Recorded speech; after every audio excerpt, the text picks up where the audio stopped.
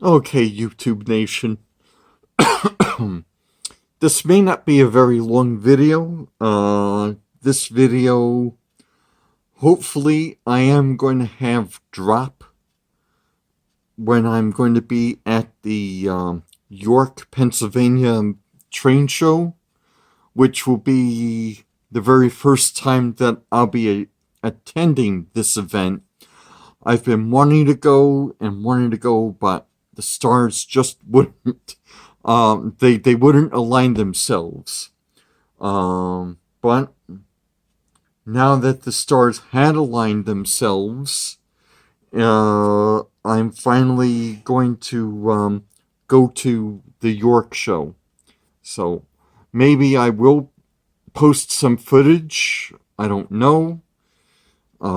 Everything's up in the air, but this is the subject of this video. This is a Atlas Truss Girder Bridge that I've had on my layout for the longest time. I've had it in several iterations of the layout. It's the track length is about 18 inches long, and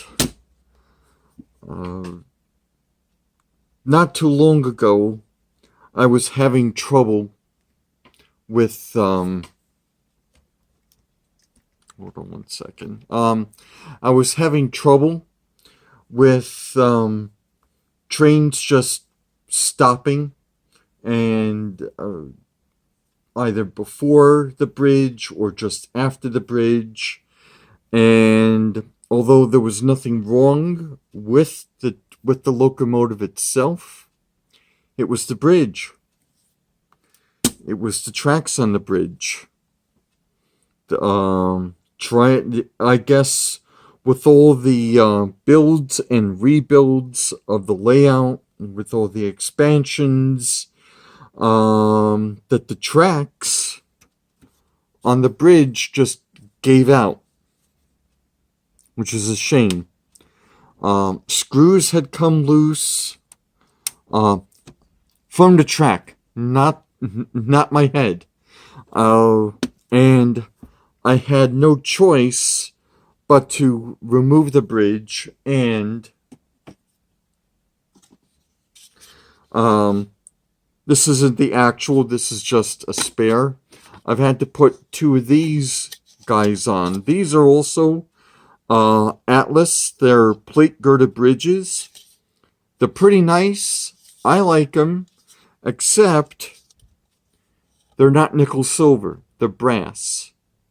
And time after time, I've had to clean and re-clean the tracks because all the filth, all the running of the trains would dirty up the tracks, and that caused trains to stop either before or after crossing the bridge. So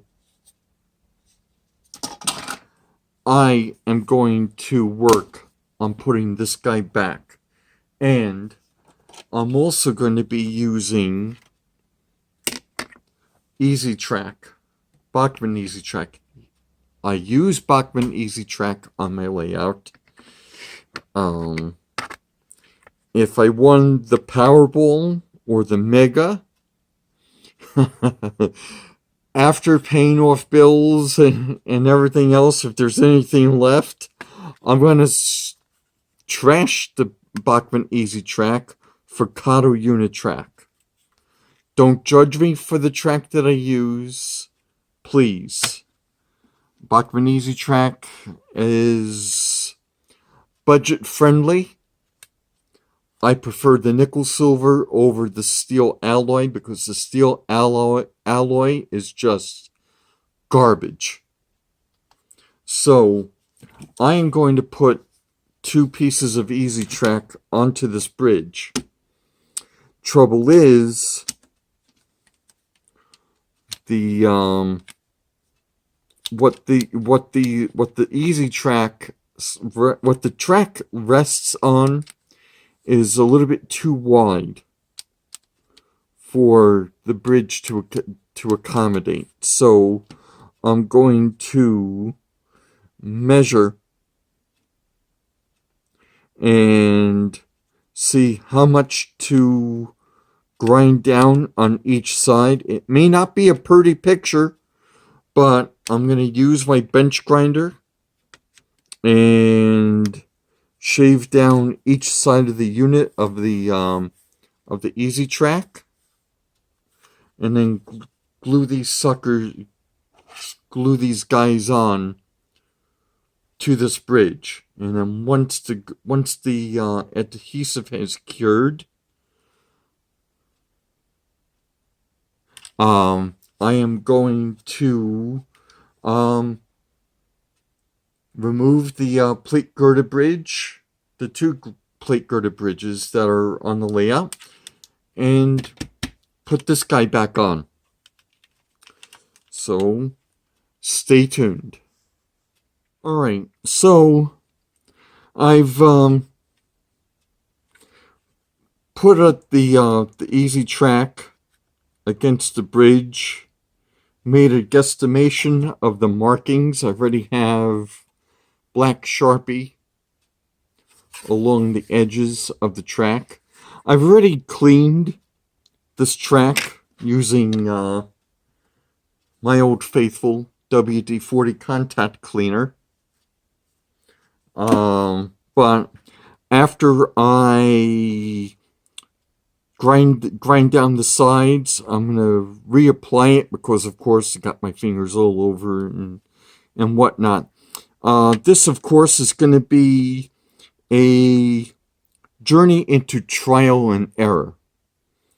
You're gonna, as model railroaders, you are gonna try things, and some things that you may have an idea for, they may not pan out. That's the life of model railroading.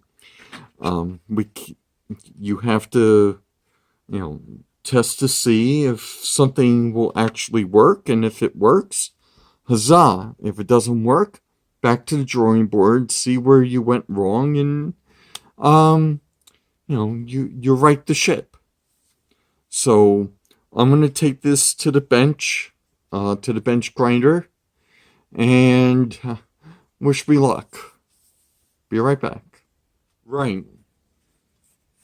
This is a test fit of the bridge, of the easy track in the bridge. It required several passes along the grinder. I've also had to use my Dremel to shave down any additional edges of the easy track. I also realized that there were like little notches or some sort of angled pieces along the sides of the bridge. I took my Dremel, grinded it down, so now it fits. It's sitting pretty nice. I don't have to goop this down or use Permatex or, if I dare, hot glue and fasten this thing down, but better to be safe than sorry, and fasten it down. And before I place the track back into the bridge, once I apply the adhesive on each side, I'm going to just shine this down, polish it down once again with the WD-40 contact cleaner. Let's get cracking. Alright, so I let things cure for a little while, running a couple of errands, spending the time running a couple of errands is very helpful for passing the time. So it seems to have dried pretty well. Well, could be worse, could be... I'm not sure if you've ever seen... there's this one movie from the late 70s, early 80s called The Cassandra Crossing.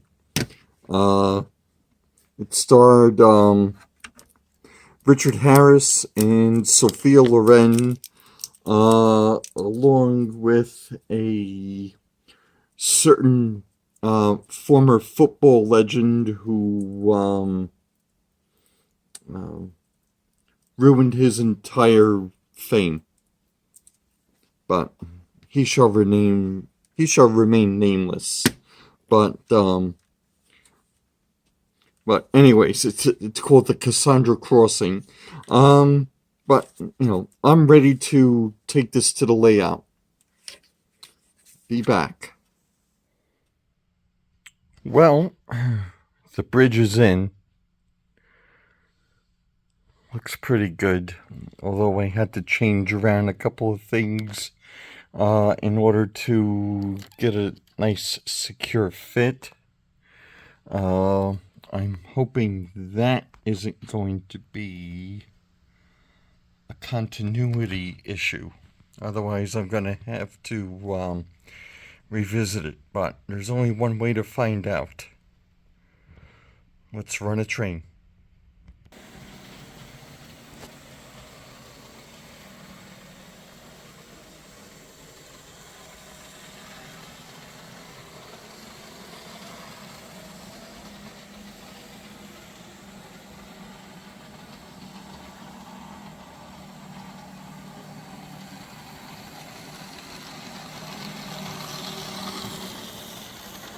Moment of truth, folks.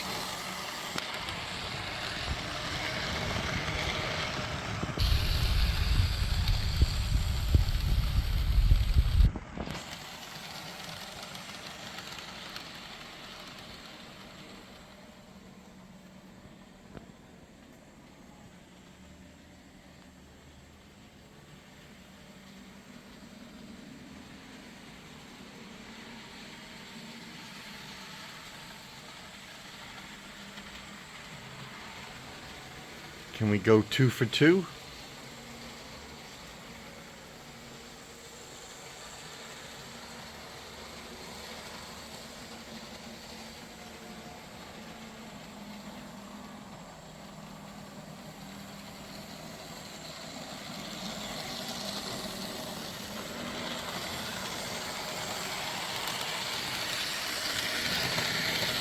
Two for 2. Yippee-yi-yo-ki-yay.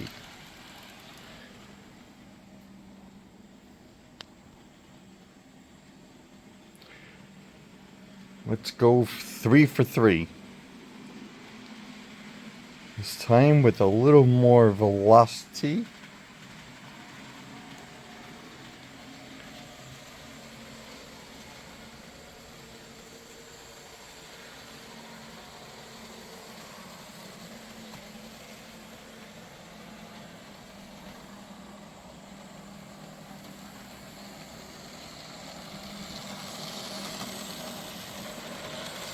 Going for the hat trick.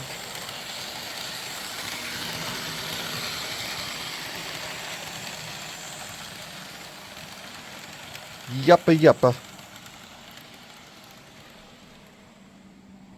The transition back to this bridge is a success. But, as with all projects, we're going to keep an eye. So,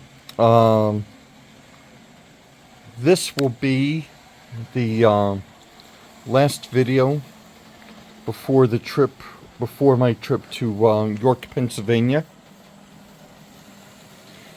I want to thank all my subscribers for their support.